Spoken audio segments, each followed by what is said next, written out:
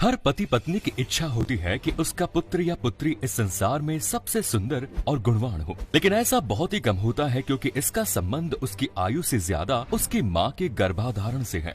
शास्त्रों के हिसाब से देखें तो महिला अगर सही समय पर गर्भधारण नहीं करती, अगर ऋतुकाल या माहवारी और बिना तिथि और नक्षत्र का विचार किए गर्भधारण कर लेती है, तो उससे उत्पन्न होने वाला पुत्र कई तरह की परेशानियों से ग्रसित होता है।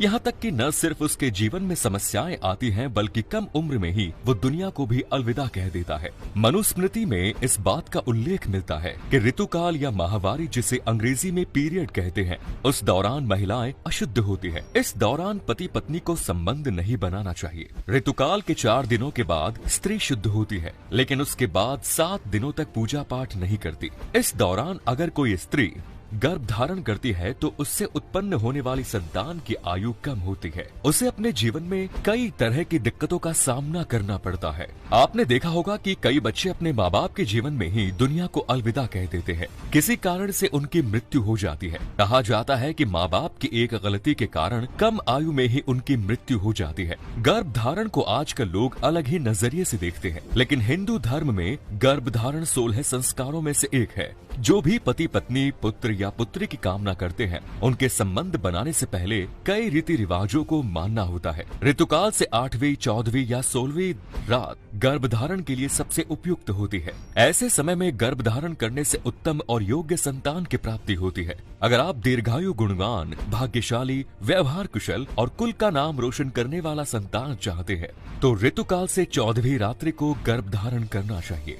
हालांकि इस दौरान आपको ये ख्याल रखना होगा कि सोमवार, बुधवार, गुरुवार या शुक्रवार का दिन हो। कभी भी मंगलवार, शनिवार और रविवार को गर्भधारण नहीं करना चाहिए। कहा जाता है कि इस दिन उत्पन्न हुआ संतान कुल को आगे नहीं ले जाता, बल्कि कुल का नाश करता है। अगर आप कुल का नाम रोशन करने वाले संतान चाहते हैं तो इन तीनों दिन गर्भधारण करने से बचे।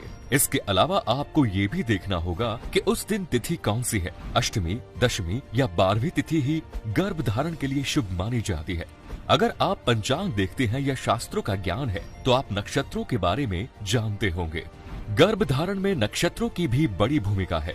27 नक्षत्रों में रोहिणी, मृगशी, हस्त, चित्रा, पुनर्वसु, पुष्य, स्वाति, अनुराधा, श्रवण, धनिष्ठा, शतभिषा और तीनों उत्तरा यानी भाद्रपद, उत्तराषाढ़ा और उत्तरा फाल्गुनी नक्षत्र ही गर्भधारण के लिए शुभ है। अन्य किसी नक्षत्र में अगर आप ऐसा करते हैं तो संतान के अलावा माता को भी काफी कष्ट होता है। कई पति पत्नी की लाख कोशिशों और इलाज के बावजूद भी संतान की इच्छा पूरी नहीं हो पाती। ऐसे लोगों के लिए शास्त्रों में कई तरह के पूजा पाठ बताए गए हैं।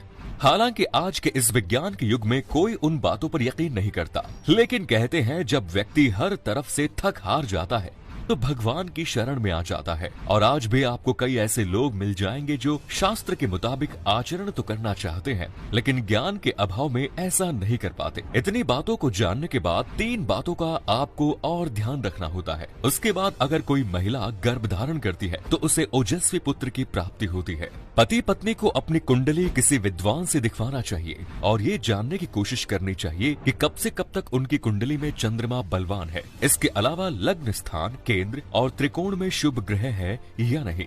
गर्भधारण के लिए सुबह उठकर पति पत्नी को दोनों को पूजा पाठ करना चाहिए। मन से भगवान की आराधना करनी चाहिए और जिस तरह की संतान की इच्छा हो वैसी कामना करनी चाहिए। भगवान गणेश की पूजा के बाद अपने पूर्वजों की पूजा जरूर करनी चाहिए। उससे खास दिन के मौके पर पति पत्नी दोनों की सोच सकारात्मक होनी चाहिए और गर्भाधारण के बाद महिला को पूरे 9 महीने तक शास्त्र के अनुकूल नियम का पालन करना चाहिए, क्योंकि ऐसी मान्यता है कि पति पत्नी गर्भधारण के वक्त जैसे विचार मन में लाते हैं वैसा ही संतान उन्हें प्राप्त होता है। हो सकता है कि ये सारी बातें सुनकर आप ये सोचे कि आज के जमाने में इतना ध्यान कौन देता है, धर्म से जुड़ी इन बातों का कौन पालन करता है। तो आप शायद ये जानकर हैरान हो जाएंगे कि कलयुग में ऐसा करने वाले कुछ ही लोग बचने वाले हैं। ऐसा शास्त्रों में पहले ही लिखा जा चुका है। इसीलिए कहते हैं कि शास्त्रों के मुताबिक आचरण करने से व्यक्ति सुखी और समृद्ध होता है, लेकिन आजकल लोग ऐसा नहीं करते।